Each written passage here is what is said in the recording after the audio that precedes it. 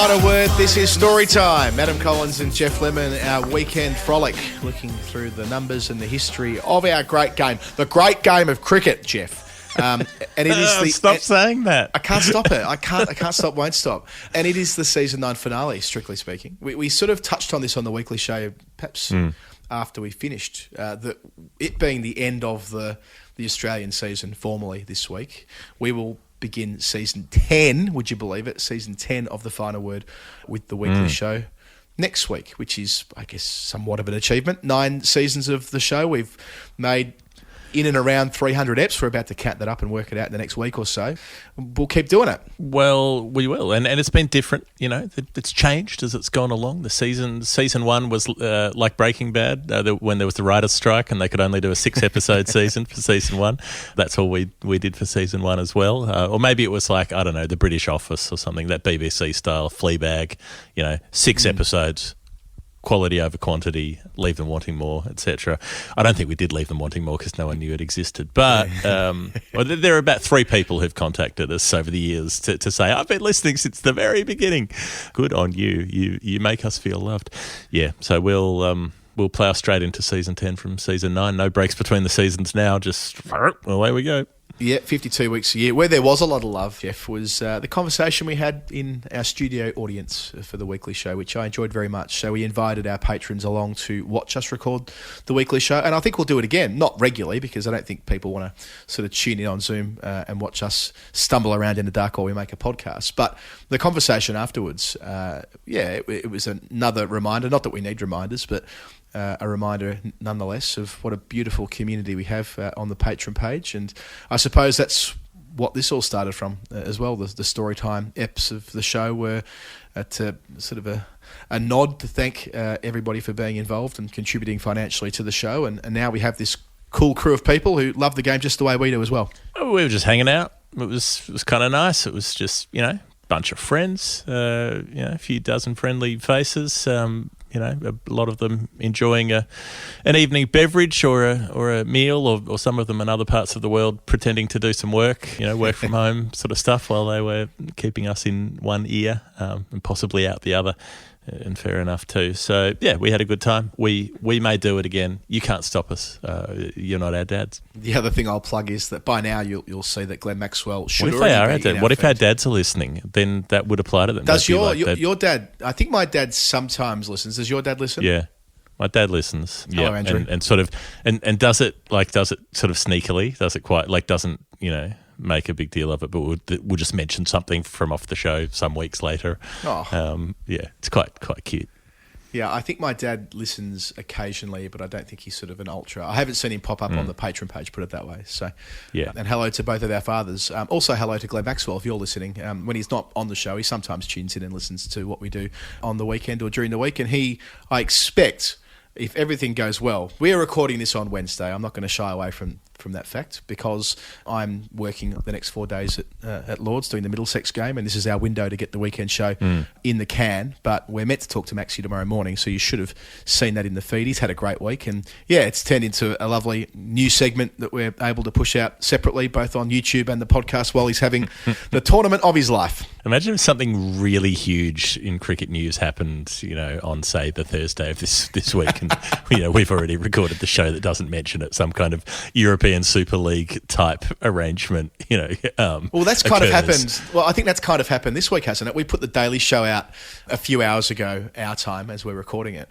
and maybe 2 hours after we hit stop yesterday, Ed Smith was sacked as the England selector and they made his job redundant. So I feel as though there might be some who tune into what we talked about on the weekly episode and wonder, why haven't they referred to this massive shake-up of England men's selection policy? Well, we'll get to that next week, and hopefully we haven't stuffed up the timeline too badly. Yeah, that's a funny one. We will talk about that. We will ponder that. We'll scratch our chins and say, in a very thoughtful way about that. But I don't think that quite ranks up there with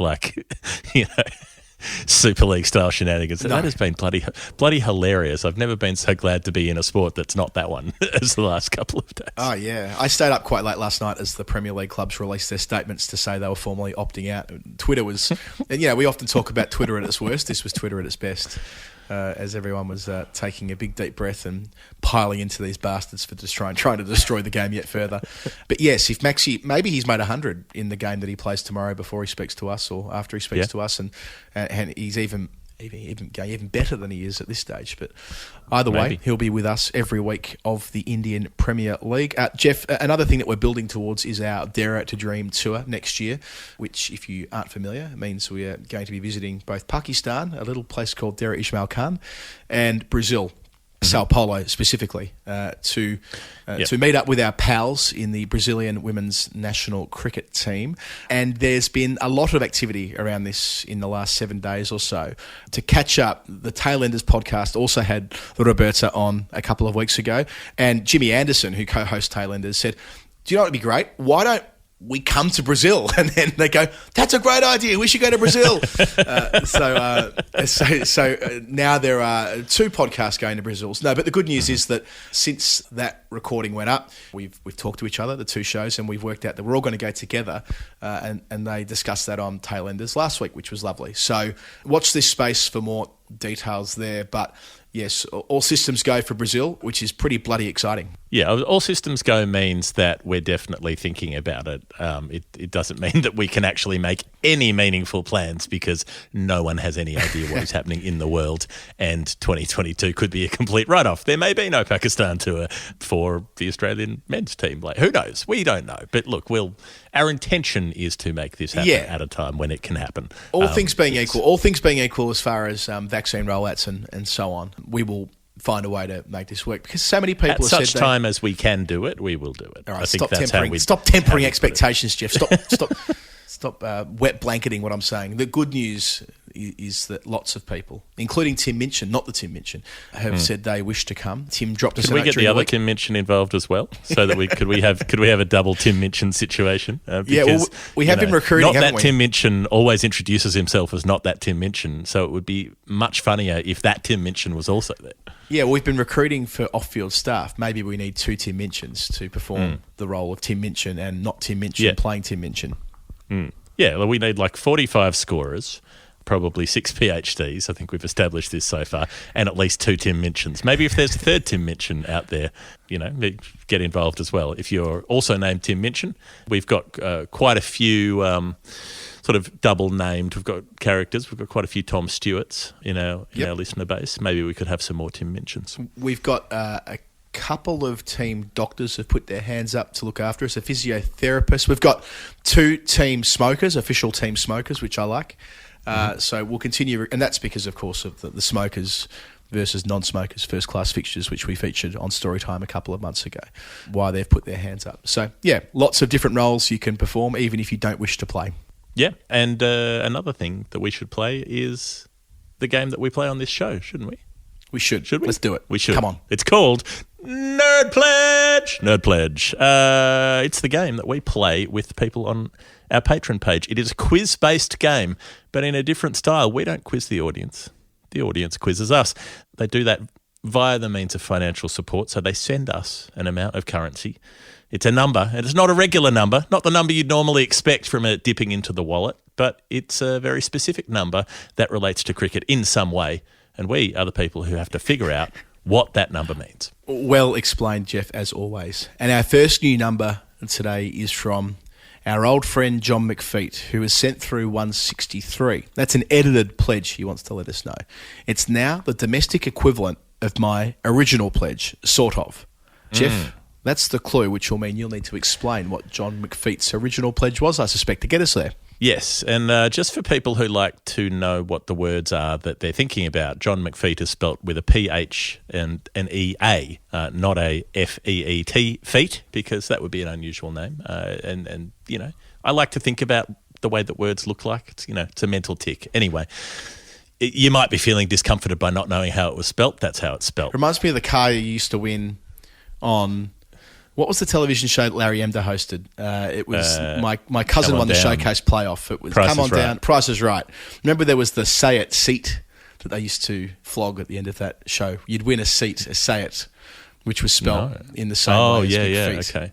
See what I'm getting at? My cousin won the Showcase playoff after being called out of the crowd and and won the whole lot. And it's perhaps the most exciting moment that our families enjoyed. The white goods, the 3 days on Hamilton Island, what else? There'd usually be some sort of really shitty outdoors thing, like a battery operated golf cart or something. There was always a jet ski as well, if I remember correctly, and Larry Emder having to play golf. In fact, I think it's on the Castle, isn't it? They cut to the showcase playoff when Sophie Lee and Eric Banner are there and on the Castle on the Price is Right. Sorry. Anyway, back to John McPheat. Well, we've talked about getting James Sherry on the show before, former host of Amazing. Maybe we could just make that a sort of final word sideline. We'll get Larry Emder in, get Baby John Burgess in, get Adriana Zanides in. Why not? I don't think Adriana's with us. I think she's still here. But Baby John is. Baby John is, and Larry certainly is. I think it's a good idea. Yeah, Baby John's very, very active on Twitter. He's got a good wholesome presence on Twitter. If you want to, follow Baby John's thought for the day or his TGIF, he often does a "Thank God It's Friday" Baby John joke. Get on there, wholesome areas. Such boomer areas there. Let's get back to John McPheat. 163, following on as an equivalent to his original pledge of 143. So the first thing I had to do was figure out what the hell was his original pledge? What did that mean? Because it was a long time ago. This went back to the 2019 World Cup. Wow. And I had to go back and trawl through some old episodes to find this because I didn't actually have a record of what we said it was. I think it was on the episode we did with Daniel Norcross, maybe. And we had a few. Yeah, we were pretty simple with our nerd pledge guessing at the time, but we had a few batting innings we were looking at. The 143 that Andrew Simons made at the 03 World Cup, Shane Watson at the Rose Bowl, Steve Smith making 143 in a test at the Oval. The thing is, John didn't actually answer the question. He didn't reply to us after that, so he didn't tell us what the answer was, and he didn't tell us that we had got it wrong.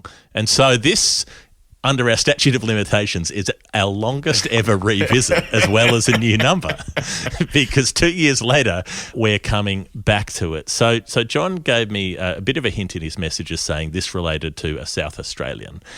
And I thought, well, okay, I think I know where this is going. A South Australian where the 143 is a thing and the 163 is the domestic equivalent of that thing. Thus, naturally, David Hooks, who has got a lot of love on this show in the last few weeks. It's sort of become the Storytime Hooksy half hour. It happens at the start of Storytime. His first and ultimately only Test century, 143 not out at Kandy in 1983, going at a run a ball against Sri Lanka in a standalone test that Australia won by an innings. Is that something that lives in your memory, Adam, the 143?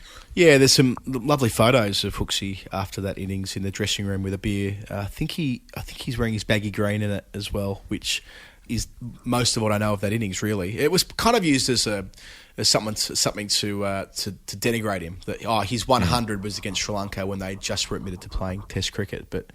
Yeah, as ever, these often far more complicated stories than that. And yeah, he certainly was the pride of South Australia, as it were, through that career, which started back at the Centenary Test. So that was his first Test century, and that led very neatly to John's new number, 163, the domestic equivalent, because that was David Hooks' first domestic ton, his first class century for South Australia, 163. That was an innings in which he smoked 4 sixes in 1 over at one point, batting against Victoria. Had a hell of a day out, and it was the start of a crazy streak where he made 5 centuries in 6 innings in the Shield, all made in the space of 2.5 weeks. So, things can change quickly in a few days, we were saying. They changed pretty quickly for David Hooks. And that is where John McPheat has gone with our bookended nerd pledges from 2019 to today. The Test first 100 and the first class 100 for David Hooks. Fantastic. Thank you, John, for getting back to us on that one. Next up, we have a doubleheader. 304 is the number, 3.04. Simon Butcher and Osman Bahemia. Now, let's go with Osman first up, Geoff. There was a clue here, and it was a slightly cryptic one initially. We had to work through it a couple of times. It was about Warnie and Murali and about this particular player not being as tall as those two spinners, and also a player that they might be jealous of. And then there was a second clue that it's one of my personal favourites, and that he didn't really rock the world of Test cricket was probably the cherry on top, which helped us get to the eventual answer. Yes, 304 relates to 304, and it relates to Titch Freeman, someone we have talked about quite a bit on this show, but this number deserves underlining. Alfred Percy Freeman, who played 592 first-class matches. I'll say that again, 592 first-class matches, despite starting just before World War I broke out. So that probably wasn't the most helpful entree to the sport. He was named Titch because he was 5'2", made it an unusual trajectory for a leg spinner. So that's how he meets the height criteria, as someone who would have made Murali look like a giant. And in terms of something that might have made them jealous, the number 304 reflects the fact that Titch Freeman took 304 wickets in a single first-class season in 1928. 304 wickets in a season, which remains a record, unsurprisingly, to this day. Admittedly, he played 37 matches in that season, which is a lot, but he still took 304 wickets in those 37 matches. It's still 9.5 wickets a match. Yes. It's roughly a 5-wicket bag every time he walks out. Yeah, so he played 3 tests in that time. So out of those 37 matches, he had 15 of them, he took 10 wickets at least in the match. So 15 10-wicket matches out of 37. Unbelievable stuff. He only played 12 tests, still got 66 wickets at 26, which is pretty handy. But his first-class tally was 3,776 wickets at an average of 18, the second most first-class wickets ever behind Wilfred Rhodes. He's a super freak. He's super freaky. Titch Freeman for Osman Bahemia. He is. Thank you, Osman. I reckon that was the start of the run where Freeman had 6 seasons in a row above 200 wickets. A couple of them were above 300. So I'm glad we're able to return to... I reckon it was six seasons above 250. Yeah, that might be... Yeah, that sounds more likely, doesn't it? It was an absurd run there in the late 20s and early 30s. But you don't raise your bat for 250. We know that. Meaningless number. Piss off. Get 300. I can't believe you still maintain that position. We'll have to talk about this off air. The other 304 from this doubleheader was Simon Butcher, and this was without a clue, but it did arrive in GBP, so that would suggest that it is going to be an English player, which meant that I didn't go with my gut feel, which 304 I immediately think of Bradman at Leeds in 1934. I'd love to do that again, but Geoff, I think we've done it twice already this year. We talked about what Bradman was able to achieve at Leeds in the Oval in the space of a couple of weeks in 1934. I also learnt that it was Everton Weekes' only triple ton in first-class cricket, which he made in that 1950 tour that we were discussing last week with Lawrence Booth against Cambridge University at Fenners, which we also were talking to Lawrence Booth about because now Cambridge no longer has first-class status. But yeah, Fenners, beautiful ground. I'm looking forward to hopefully getting there at some stage this season. So yeah, it ties together a couple of nice threads about the 2021 Wisden Almanac. It just sounds like one of those standard nicknames that an English person gives another English person, somebody named Fenwick or whatever. Fenners, I say yes. Fenners, yes. Toughers and blowers and all the rest. Yeah, what are they? I think they call it the Oxford Ers, don't they? The ERS that a lot of maybe is it the Eton Ers or the Oxford Ers? Anyway, whatever it is. In this case, Fenners is where Cambridge University play. But yes, instead of any of that, let's have ourselves one of these. Yes, that's right. Chesney Hawkes, the one and only, means that we have ourselves a dusty old bastard to the 304, and a very dusty and a very good one at that, Geoff. I think you'll like Arthur Wood. Arthur Wood was English Test cricketer number 304, and he meets the criteria in a number of ways. The first of which is that he played 4 Test matches, but the first of those was the week that he turned 40. He made his debut in the final week of his 30s. Turned 40 the day after that Test match finished. And it was a Test match that we have discussed perhaps more than any other on the show over the last 53 weeks. The Oval 1938 Hutton's match, where he was the record breaker with his 364. But in the case of Arthur Wood, he was such a last-minute call-up that he had to get from Trent Bridge to the Oval by taxi in order to make it in time for the first morning. He's a wicketkeeper, so I think the case was the wicketkeeper was injured on the morning of the game, and they quickly ferried Arthur down to take the place in the team. So that's a hell of a cab fare. That's a long way. And thus, perhaps his most famous line, which was in his obituary, which I read and enjoyed, when he arrived at the gates at the Oval, he was charged whatever he was charged, and he said that he was paying for the fare, not for the taxi. He's working that one all the way down. So he must have been a dad. Well, he probably was times over by that age. Now, he came out to bat when England were 770 for 6. Because, of course, this is the innings where they make the still record, 903 for 7 declared. He goes on to pass 50 himself. He makes 53. And as it's written up, he actually batted in quite an enterprising way, which wasn't necessarily the case for all of his teammates who were playing quite conservatively, knowing that they could just bat the game out. But when he reached 50, he joked to his teammate that he was always the man who was good in a crisis after coming in at 770 for 6. So obviously he was a funny dude. Anyway, so he's part of that world record effort, 903 for 7. He turns 40 the day after the test match where Hutton makes that 364. According to Bill Bowes, who of course was the famous England fast bowler who played in the 30s principally, he loved rhyming slang, and that was part of the summary that Bowes was writing about him. He's a very good humorist, and there was never a dull moment when he was around discussing how enthusiastic he was as a wicketkeeper. Apparently he used to do somersaults upon taking the ball behind the stump, so you kind of getting a picture for what Arthur Wood was like. Well, almost every keeper does now.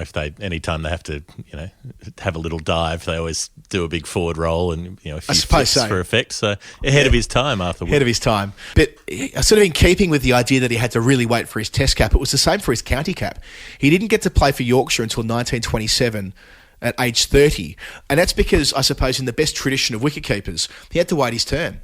The guy ahead of him was in the team, so our man Artie had to wait to get his chance. And when he did, he didn't let it go. He played 225 games in a row after debuting for Yorkshire, which took him all the way to 1935.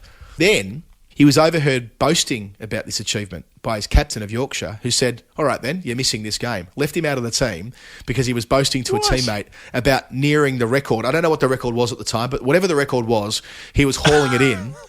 And the captain left him out after game 225 for Yorkshire. That's in 1935, 4 years or 3 years before this Test debut. But he gets back on the bike, keeps playing for Yorkshire, and ultimately World War II intervened, both as far as his first class and Test career were concerned. He played 3 more Test matches in the following summer against the West Indies, but that was that. His last game for Yorkshire before the war was one we were talking about a couple of weeks ago, Geoff, where Yorkshire bowl out Sussex for 33. Hedley Verity takes 7 for 9 and remarks to his colleagues whether he'll ever see that ground again. I suppose a foreboding comment in many respects because, of course, he passed away in Italy in 1943 in the war. But in the case of Arthur Wood, he, after the war, played a handful of first-class games, but by that stage he's well into his mid-40s and he eventually hangs up the boots after one game in 1948. But yes, it said that he was a very loyal man, and that was in the obituary they say that his wife was very ill and he visited her in hospital every single day for 20 years before passing away himself at age 74 in 1973. This week's Dusty Old Bastard, England player 304, Arthur Wood. Thank you. I enjoyed that one. I enjoy most of them. There's rarely been one where I've been like, nah, terrible, scrap it, cut it. If I had said that, no one would know because it would have disappeared. That is the 304 that was the doubleheader for Simon Butcher and Osman Bahemia. The next one coming in from Rob, it's a generous pledge. 13, is he working in pounds, Rob? 13, or pounds or dollars? 13. I think he's in the USD, but yes, we know that Rob is from Worcester, isn't he? So he has that strong county cricket tradition coursing through his bones, coursing through his veins. You wouldn't be coursing through his bones, would it? It'd be his veins. That'd be a particular sort of biomedical fluke if things could course through your bones. Yes. That usually means your bones have been hollowed out. That's not good news if someone's sucked out the marrow and they're using it for a straw. Oh, so you've been having a fair bit of correspondence with Rob trying to manoeuvre to some sort of position where we could tackle this. Yeah, so there are a lot of clues. Rob gave us a lot of clues. None of them were explicit, though. They were quite cryptic, so we had to go back and forth and round around the mulberry bush. It related to the Benson and Hedges cricket books of the early 80s, which Rob read when he was a youngster. And I like this. It was how he felt that he learnt the game outside of England. So these annual publications would come in, that and the Wisden Almanac, and he would go through them and learn about the game overseas. And that's what this pledge relates to, something that he read about and didn't see himself. He described it as an alliterative match, at the time at least, but with one of the team names changing for reasons that had nothing to do with cricket. And it ultimately refers to a cricketer who was ahead of his time in terms of the performance he put together in this game. Someone who has a big personality. I think he described it in similar terms to that someone who stands out, a striking personality. And the further clue was that, and this is what eventually got me to the starting line, and you took it from here, was that when he wrote us the clue on the 18th of December last year, this particular cricketer was doing it tough in Australia, right? So even though this game relates to something in the 80s, or the 90s, something like that it was someone who was in Australia doing it tough, but would ultimately leave the country in great spirits. And from there, Geoff, we landed on Ravi Shastri. Lead. It's got something in it. Yes. Thank you, Rob, for having the patience to take us to the starting line. Ravi Shastri and 13-13. So that meant that, we weren't looking at county cricket. We weren't looking at Shield cricket. We knew that it was a non-test type number. And if we wind it all the way back to the January of 1985, we will find a match when Bombay played Baroda. That's your alliterative match right there. And the name change is that Bombay is now Mumbai, so it would not be alliterative anymore. Bombay v Baroda in the west zone of the Ronchi Trophy in a match that, was a standard-ish, decent kind of arm wrestle. 371 plays 330 on the first innings. Both of them facing just under 90 overs apiece, so plenty of time left in the match, except they used to play 3-day games in the Ronchi, not 4-day games. So there was only 1 day left, basically, after the first 2 innings. And on the final day, after Bombay have, potted their way to 201 for 4, Ravi comes in at number 6 and says, fuck it. He'd been getting a lot of stick for batting slowly not long before that, including he'd made a very slow 100 in a test match not long before that. So he proceeds to batter exactly 200 runs in 123 deliveries, taking 113 minutes. That's not the 13 that relates to Rob's number. So Rob's number was $13.13, and that is the case because Ravi hit 13 fours and 13 sixes in his 200 runs. That included 6 sixes in an over, so only the second time that had happened behind Garfield Sobers, which we talked about on the show some months ago. The unlucky part-time left-arm spinner Tilak Raj was the one who got whacked over the fence 6 times in a row. So Ravi's first 100 runs, he hits 4 sixes. In his second 100 runs, he hits 9 sixes, meaning he scores 48 out of his 100 runs in sixes. For the second 100 runs. And that's not even quite the best bit. The best bit is that Sunil Gavaskar then declares with about 20 overs left in the day, presumably, and they nearly bloody win the thing. They've got Baroda 7 down within the 18 overs left in the day before it gets called off, probably with so much time lost for all of the wickets that were falling. And at the same time, Baroda have clattered 81 runs in those 18 overs. So they're swinging the cue around as well. Wickets are falling in a hurry, and Bombay nearly get themselves the win. It is a truly freakish piece of batting that sets up an almost impossible victory. Fantastic. Well, Rob, it was worth it because I'm glad I know. I didn't know about the 6 sixes in and over from Shastri. I feel like that's a bit of a blind spot for me there. It's the sort of thing I feel like I would usually kind of know, but we do now. That's what this is all about, isn't it? We tell some stories and we learn some others along the way. And Geoff, it must be right up there as well in terms of the fastest double tons made in first-class cricket. It was the fastest when it happened, right. And stayed the fastest for a pretty long time in terms of both deliveries and time. So 123 balls, 113 minutes for 200. A couple of years ago, there was a new record set, and this was in a first-class match in Afghanistan.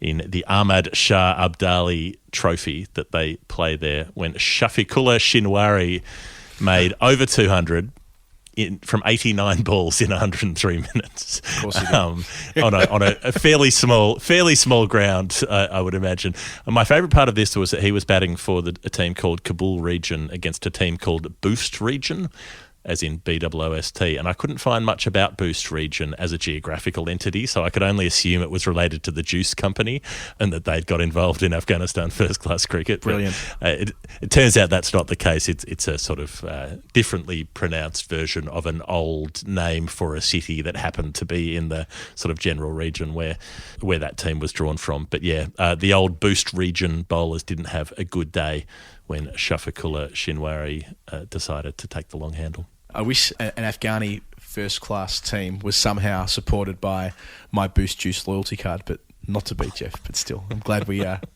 again, know the story of Ravi Shastri in 1985. All right, Geoff, next up is our friend from Essex, Matt Gaynor, with 355, and he comes with a clue. Yes, the culmination of a perfect record, unlike Adams. It's a 3 of something, relates to batting. And for a long while we were thinking this must relate to Adam, who was on the podcast. But it turns out it does not relate to Adam, who was on the podcast. It relates to a different Adam. So, yeah, that's where we were starting with, was something that involved 3 of something, batting related, and someone who didn't miss, basically.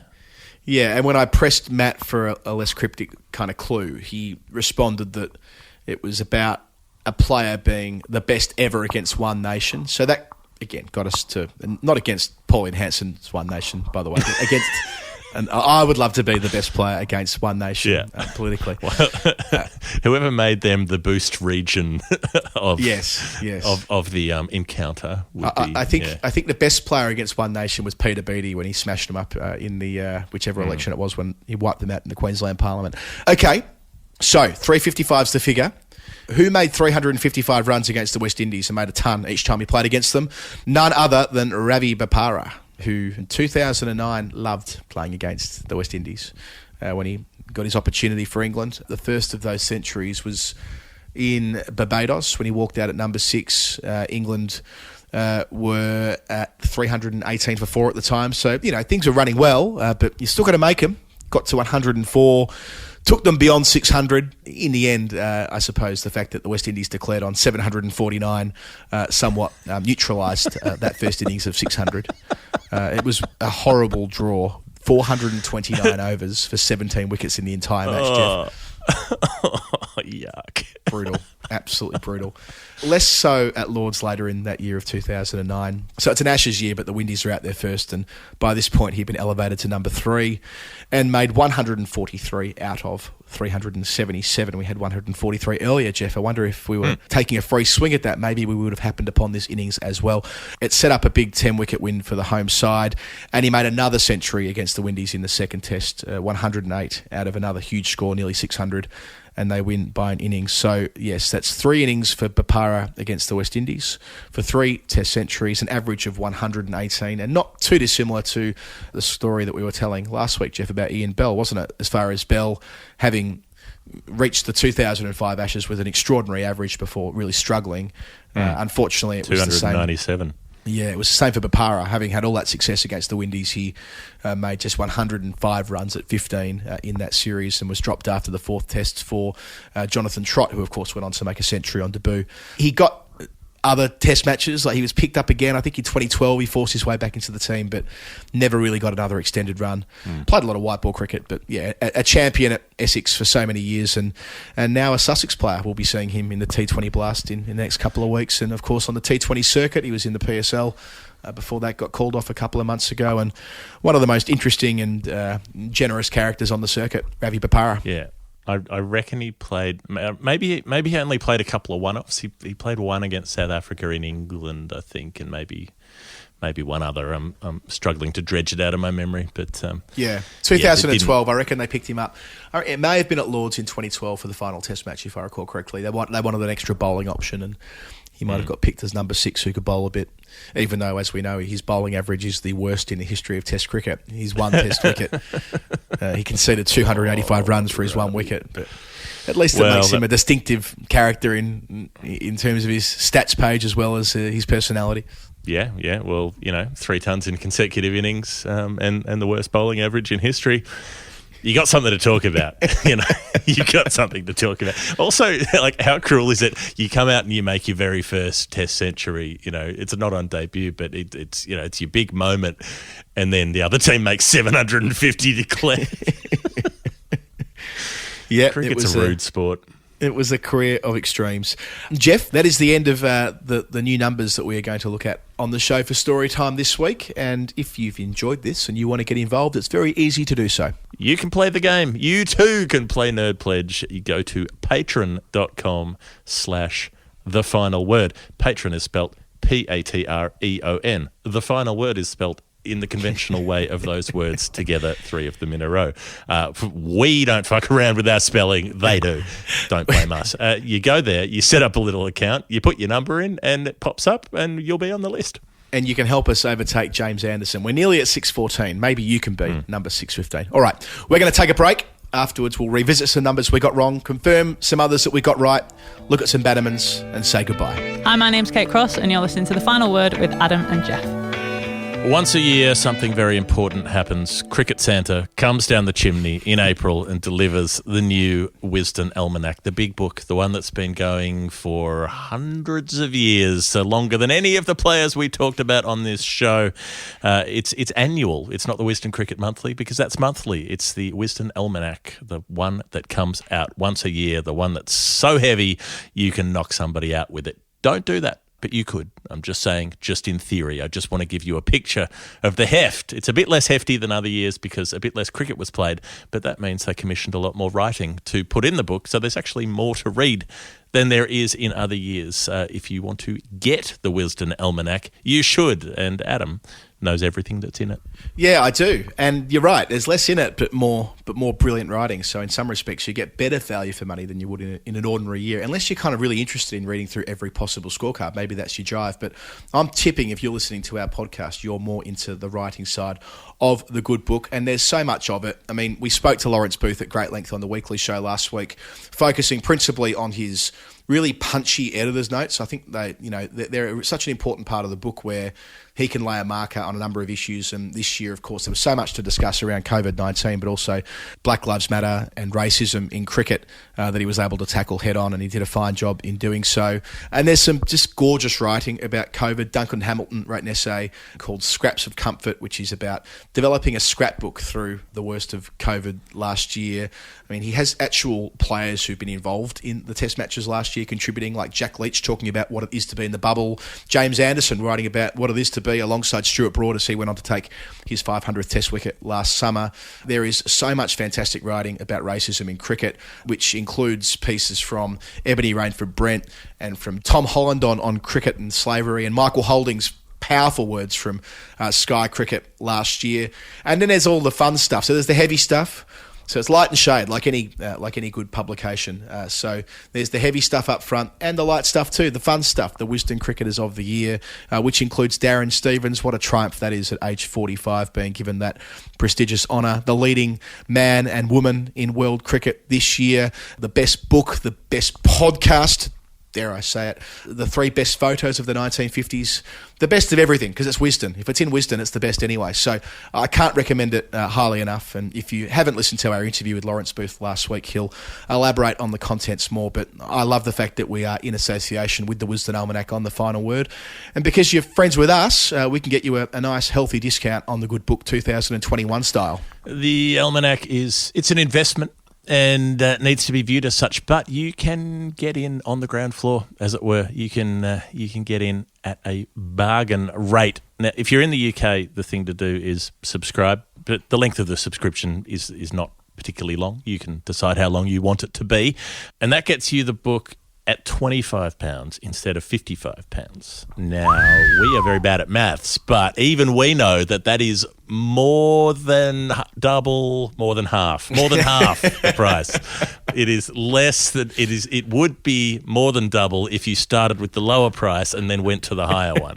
And thus it is more than half if you subtract it, right? Am I right? Yeah, I'm right. Yeah, right. So there's that. You can do that at wisdomalmanac.com/2021.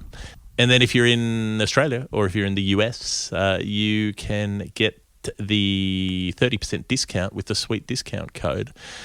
That's all in the show notes for this episode. So go to the little text bit down the bottom underneath the episode and you will find the details you need there to get yourself a cut price edition of the Almanac. Yeah, so even though the book is out in England, it's not out in Australia or the US yet, so we've got that 30% discount going, which will run all the way until the book is released in those two parts of the world. So if you're an Australian listener, now's the right time to jump on. You can start your collection. I had a couple of people get in touch about the Wisden Cricketers Almanac since we did our spot last week. A listener of ours, Willem, a patron of ours, who got in touch to say that he so badly wants to get his hands on the edition this year because he's starting a collection, and I think that's great.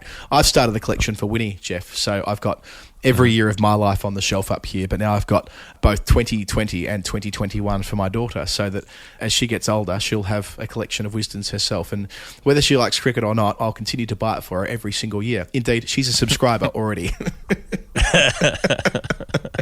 Didn't she try to chew off the front cover of it? She tried to. No, she's already. And she can't write yet. Obviously, she can't walk. She can do other things, but walking's not one of those. But she did try and take a pen to the front cover.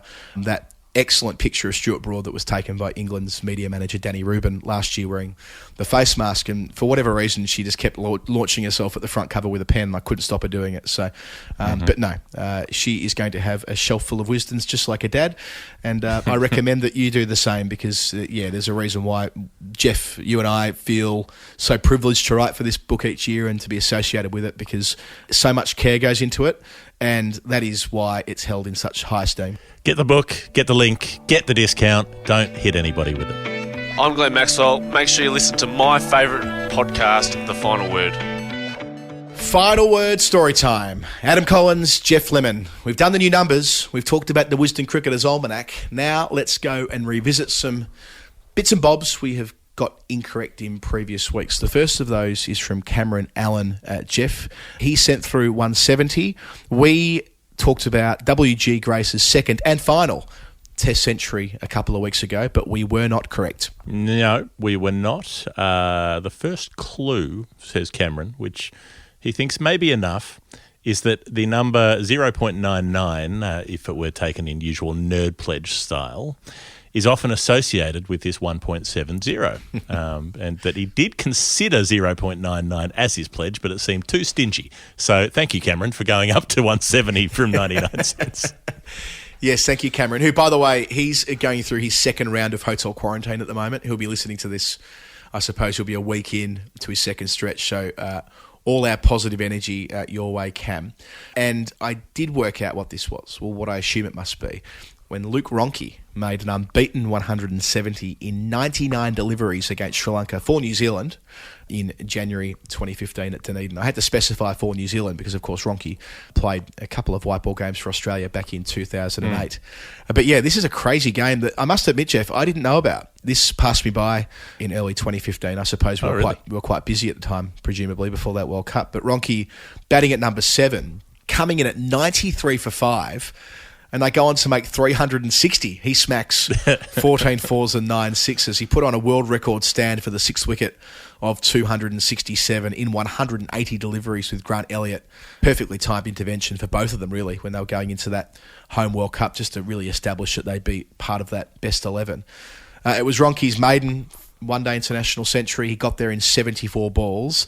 And then the next 70 runs, Geoff, came in just 25 deliveries to close out the innings. So some real power hitting to finish off the 50 overs.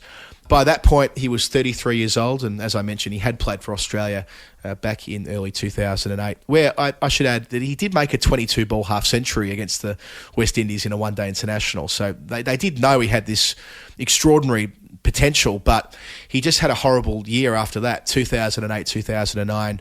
He was going so poorly that Western Australia dropped him. So he dropped behind Graham Manu, Tim Payne, Matthew Wade, I suppose, in the Australian pecking order, and it was kind of game over for him.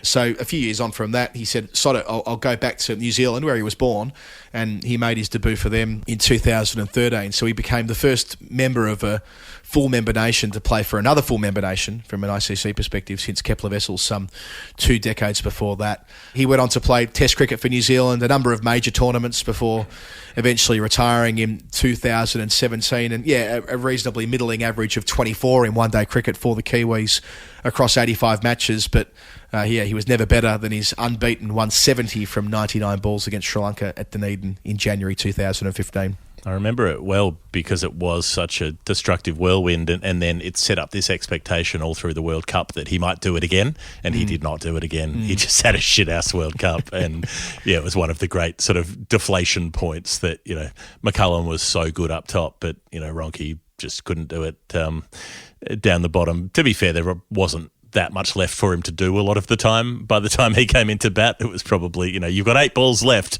have a go. And he'd get out for, 8 or 4 balls or something. But it didn't really kick on from that point. So I think you're right. I think I am too. Thank you again to Cam, and best of luck in Hotel Q. Next up, Geoff, 258, Abhilash Singh. We have battled our ass off on this one.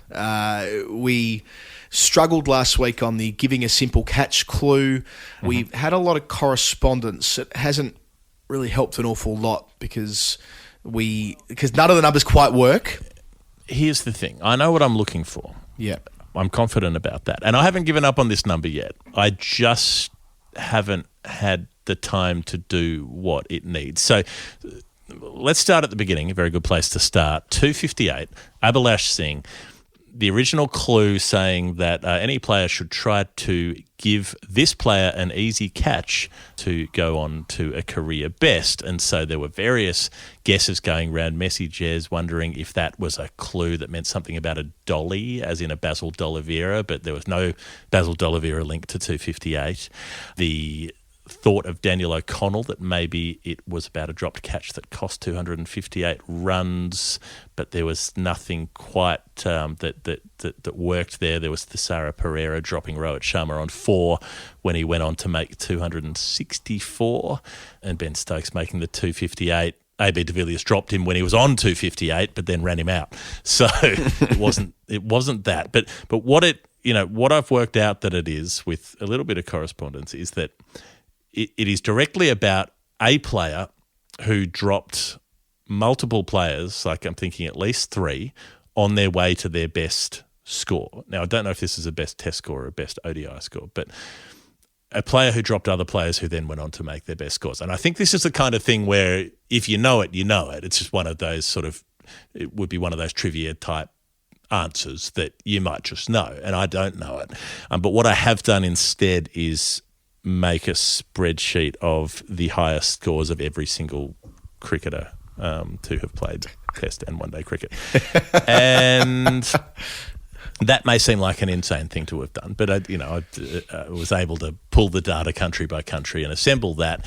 And I'm going to, unless someone else knows the answer to it, if someone knows this, they can let us know. But if they can't, I'm going to go through that and work out the players, the top scores by which team they were made against and which era, and then I can start to work out who has higher scores made against roughly the same sort of team in the same sort of era where they might have been made while the same player was in the team. So that's what's ahead of me for the next week. Very cool, and I have a lot of friends.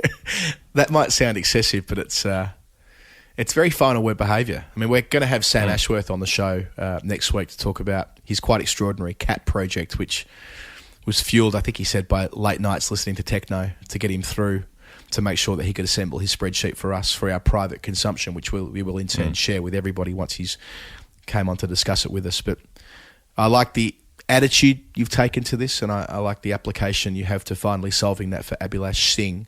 The next number that's up is one that you have solved. It's from Crisp and Crunch, old Crispy, 444. And last week, Geoff, we went through some notable 444s in international cricket. We weren't correct, but the clue that we've subsequently been given was enough for you to get there. Oh, this was nice. This was a relief. Thank you, Crispy, who said, I am more parochial than your kind implication with regards to Michael Holding. My pledge is straightforward. There is no funky maths or Geoff killing complex interaction. I look forward to your take on one of my favourite players from my youth.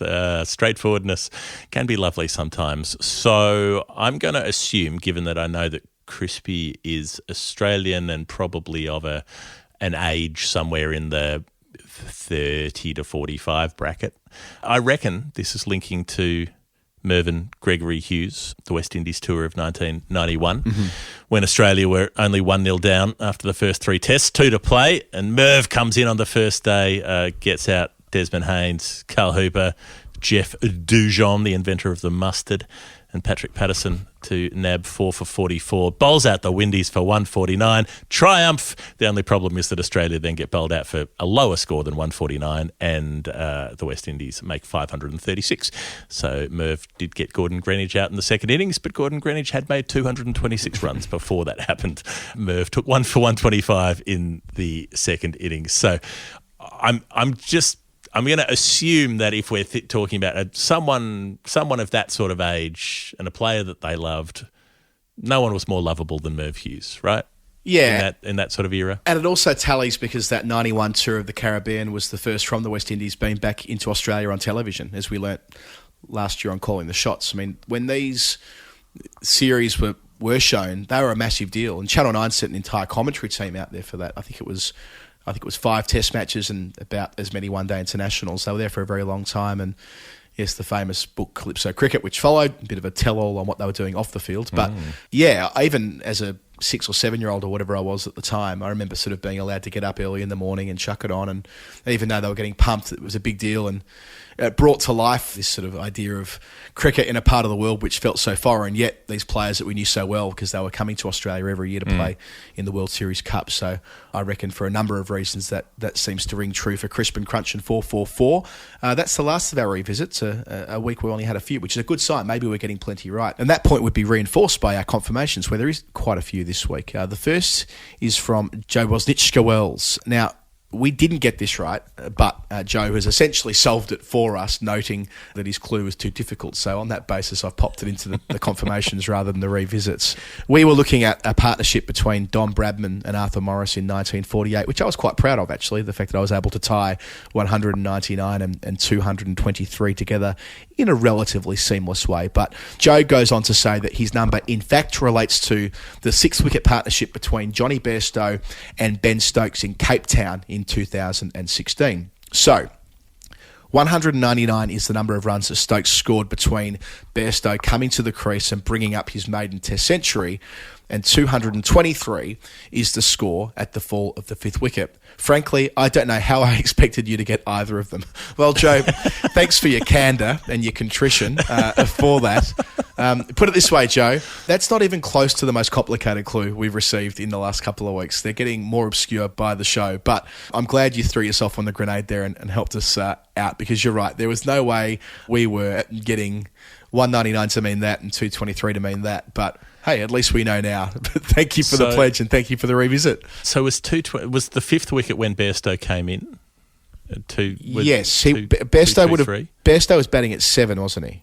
Right, because he would have been keeping and batting at 7 conventionally. So that's right. So it's 223 when he comes in, after which Stokes makes 199 before Bairstow brings up his century. Have I got that right? Something like that, yes. Okay, yes. All right. Thank you, Joe, for helping and not making us spend 7 weeks on that.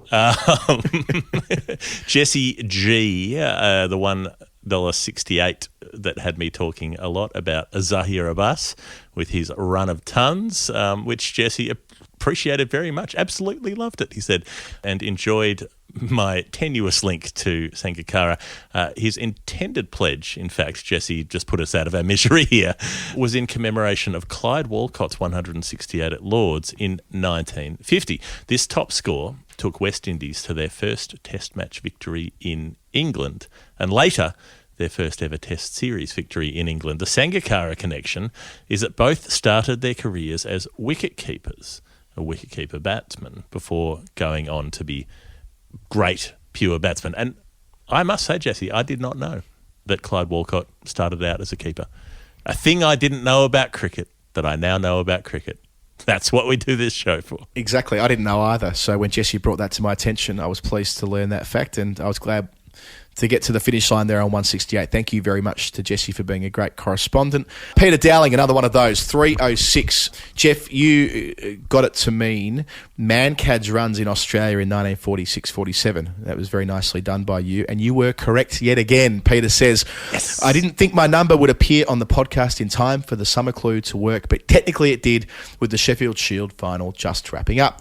Sorry about throwing you off with the ruler clue, because of course you said that it has something to do with a rule. An Indian ruler. An Indian ruler. No, our favourite ruler. That's right. Yeah. That's right.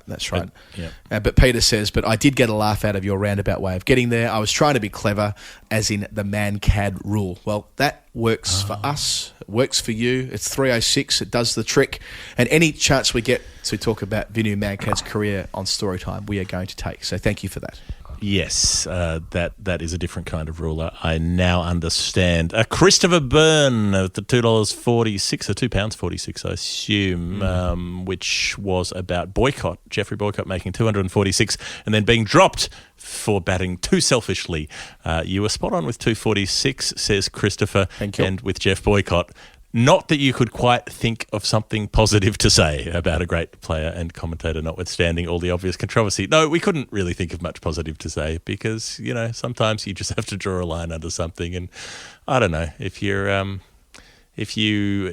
continually do things that are a bit shit a lot of the time, then yeah, I don't feel that much like celebrating that person. That's just how it is. And there was another little extra coda as well, because there was the 246, but Christopher said it had something to do with 25, which we didn't solve. Yeah, we didn't. And it wasn't that cryptic in the end, really. 25 reflects the fact that there are 25 men who have made 100 first-class hundreds, and the extra bit here was he expects that it'll remain 25 for eternity, so Boycott was one of those. Indeed, he has the fifth most centuries of all time with 151. His 100th raised in the Leeds Ashes Test of 1977, famously called by Christopher Martin Jenkins on Test Match Special. And he goes on to say that Gloucestershire's finest made the first, or was the first to that mark, and yes, that was W.G. Grace. So we've got the 246 tick, and now we've got the 25 as well. And we've got Will Cuxon's $5.57, which equals the 280-run partnership and the 277-run partnership, both made in the same List A domestic Australian match when Ben Dunk made 229. I don't know why we have this in confirmations, because Will already solved it for us last week because we were absolutely well, he didn't. To be fair, he there. Didn't quite solve it for us. He told us that we were looking for the game with a double ton in Australian domestic cricket, and I think he might have mentioned a massive partnership. So I did actually solve it, but you're right. He gave us every opportunity to solve it. So thank you there, Will. He also saw the Ben Dunk video from Jared Kimber, which I strongly recommend. Very funny. Matt from Near the Gabba sent us a patron message last night, Geoff, as well, saying that he watched that video and it sent him down a nasty YouTube wormhole. So I think that's enough to know that if you love your domestic one-day cricket, and you love your YouTube and you love Jared, this is a great combination of all three. Indeed. Those are the confirmations. Now to a little bit of Bannerman. We like to finish the show by looking at players in cricket innings who may have made more than 67.35% of their team's runs in an innings where their team was entirely dismissed. And one such example comes in from Jeremy Henderson, who was with us on the little live hangout the other night. A somewhat ancient Bannerman, says Jeremy, as he throws back his mind all the way to the summer of 1959. He bought his first real six-string, played it till his fingers bled. No, he was at Eastbourne, the home of the Saffrons, the sunstrap of the South, says Jeremy, where he had his first competitive cricket outing. They did not play with plastic bats and balls in those days. They used the real thing, maybe a slightly smaller cricket ball. That was about it. He was playing for Chelmsford Hall, a school of 79 students who somehow managed to field 7 cricket teams. How do you do that? How do you have a 7th 11? That means 77 of the students were playing. What were the other 2 doing? Scoring. Pretty left out. Yeah, just loitering. They were taking on the St Andrews School 13th 11. 13th! They only had 140 kids there. Oh, 7th 11 starring Jessica Biel. So the 7th 11 it was Jessica Biel. No, it was Lucy from 7th Heaven who did the cameo for Ivan Milat, wasn't it? Ivan last year? Yeah, it was. Yep. We're getting very niche. You're talking about internet wormholes. Now, I'm going to quote from Jeremy directly here. He says, St Andrews coach declared their innings closed at 144 for 1. Obviously having a good time. Worse was to come. Bill Gray, playing for the Chelmsford Hall 7th 11, successfully survived the first over and scored 4 runs. Over the course of the next 4 overs, we were dismissed for a total of 11. Bill remained unbeaten on 9. There was 1 wide and someone else managed a single. That means Bill had managed a decent Bannerman with 81.82% of our score. It's also noteworthy, says Jeremy, that St Andrews' ratio of runs to wickets was 144. Our ratio was 1.1. Thus, they exceeded us by 12,991%, which may in itself be a record. I hope it is, Jeremy. Thank you. Thank you, Messi Jez, for taking us back to Eastbourne in 1959. Very nice indeed. Bit of correspondence to finish as well, Geoff, after the Bannerman contribution there from Jez. I want to start with a correction, though, and Mike Dunn pulled me up on this. Last week, in relation to, I think it was 113 from Matthew Jones, we were looking at David Boone's wicket for Australia against Australia A at the MCG in early 1995, the second final of that quadrangular tournament. Mike Dunn says that I have disrespected the great man, that being David Boone, for long enough. Here's a refresher which shows the guile and deception of the keg to sneak a straight break through Emery and onto his stumps. No cow corner slogs there. He's right. I watched the video. Lovely piece of bowling from David Clarence Boone to get rid of Emery. Not the slog sweep out to cow corner as I remembered it, but not really as I remembered it. As I think Mark Taylor said to us on the greatest season that was last year when talking about the setups of that wicket. So I've just regurgitated what Tubby told us. So that's my defence anyway, and I'm going to stick with it. But nevertheless, thank you, Mike Dunn, for clarifying that 113 from last week as being a nice piece of bowling from David Boone rather than a poor piece of batting from Phil Emery. A little loop around. You know, stand-up comedians always like to come back to a joke at the end of the set. We started the show with Not That Tim Minchin. We will just about end it with Not That Tim Minchin with a nice piece of correspondence. He says, you might remember the zany match report I wrote last year for the Brisbane Bands Cricket Association. To give you some context there, it involved a lot of number wang. It was all about times that this number had recurred in the match and how that meant that this player had made this times that version of someone else's number and so on and so forth. Very much in our zone. So Tim was awarded a trophy the other week, the BBCA Literary Prize for 2020. And he thinks that you and I, Adam, must know what this feels like to be called up and awarded a gong. One of the great feelings, Tim. Rest assured, he says, I thanked you both in my acceptance speech for showing me that there are stories in the numbers. Thanks again for being positive influences in the cricket world. Well, we do our best, and if we can make just one more person write an intensely dense stats column that wins a prize, then we've done our job. To think that we were mentioned in this presentation night, I wonder what the rest of the patrons there were thinking when they were hearing about this. Hopefully they're listening. Maybe he's recruited a couple of final worders along the way. Thank you, Not That Tim Minchin. Last bit of correspondence was from Chris Arkle on the Thomas Hearn 0 not out that Rob sent me last week, or that I found last week, which we kind of worked out might have been an instance of the most ridiculous instance of carrying one's bat. 0 not out of, I think it was 163 or something like that. Yep, sounds right. Back in 61 overs. 61 like overs, yeah. And what Chris has worked out here is that according to the Association of Cricket Statistics site, where they have a booklet for 1868, they haven't recorded Hearn carrying his bat.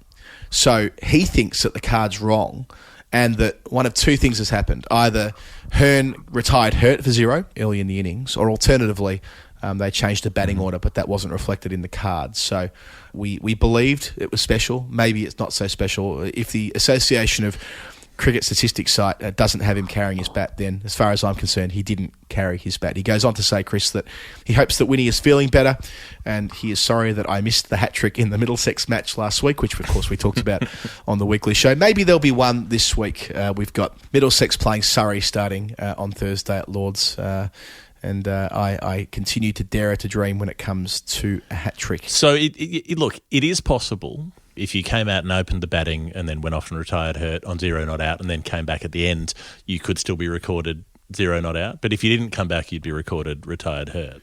That is a very interesting technical point. So if you were, okay, let me put this. So you would say that if I were playing and I retired hurt in the first over, then walked back out at number 11 and remained the not out batsman, would I be worthy of a... Would you count that as carrying the bat? Yeah. Interesting way of going about it. Or how much of the innings would you have to miss to have not carried your bat? What if you just went off for like 3 overs? Well, here's the thing. You need to return to the crease not to be retired out. So in the case of Thomas Hearn, let's assume that he did retire hurt. You can be retired hurt, in which case you're not out for the purposes of stats, but you are recorded on the scorecard as retired hurt. Correct. Rather than not out. Yeah, that's what I mean. So at the end of the innings, the card will say retired hurt, whereas this very much says not out. So that would suggest that he has returned to the crease. So maybe it is as you said, but also as Chris has said as well, and both things are true.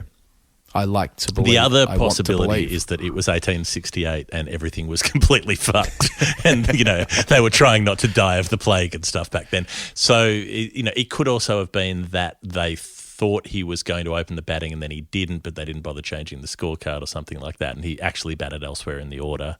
It may have just been a clerical error. Thank you, Chris, for advancing that conversation. If you know more about that game in 1868, please let us know. You can do so via our Patreon page, patreon.com/the final word, as we mentioned at the halfway mark. It'd be just wonderful if you wanted to join in on the fun on this weekend show, which has now been going for 53 weeks, and we're very proud of it. This is the formal end of Season 9, as we mentioned off the top, which is pretty cool. Thanks for being part of what we've been doing. Thank you to all of the people on our Patreon page for your extraordinary contributions. Thank you to C-Bus Super, who've been with us for 2 years and have made what we do that much easier for their continued presence in our lives. Thank you to the Wisdom Cricketer's Almanac. It is a tremendous book. Get yourself a copy of the 2021 edition, which must be the 158th time that it has been released, the good yellow book. All the details for that are in our show notes. Geoff, we are on the Bad Producer Production podcast label. That means we get edited twice a week by Dave Collins, and boy, are we grateful for that. Anyone who witnessed our weekly show in the Zoom room earlier in the week will know just how much editing is required to get us on the track, and Dave does all of that diligently and professionally. Thank you to him. Thank you to Jay Mueller and Astrid Edwards who run the BPP label, and thank you, Geoff, for all the research you've done in pulling together the show this week. Season 9, baby. The X-Files did 9 seasons, didn't they? They did. About to go past the X-Files. Yeah, yeah. Take that. Oh, yeah. It only got better. Imagine if they'd done a 10th. Well, that would have been something. It would have been really good. Yeah, all right. That's enough, I say. Yeah, weekly show on Wednesday, IPL speed round on the YouTube on Monday or Friday or whenever this goes out. Both. I don't know. Things, yeah, both of those things. All the Mondays, all the Fridays. We'll see you somewhere. Bye. You know what I meant here. I had to go about it, write it out.